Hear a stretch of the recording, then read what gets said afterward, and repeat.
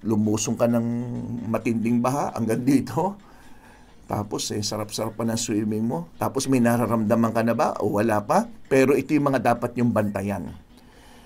Una, para ka meron trangkaso. Kung ano yung nararamdaman nyo, masakit ang kalamnan, dinalagnat, wala pang iba pa, kundi parang tinatrangkaso lang. Pero in severe cases, andyan na dumudugong gilagid, internal bleeding, or kaya may organ damage. So ito yung mga babantayan nyo. Number 1, high fever. Number 2, namumula ang mata or conjunctivitis or red eyes.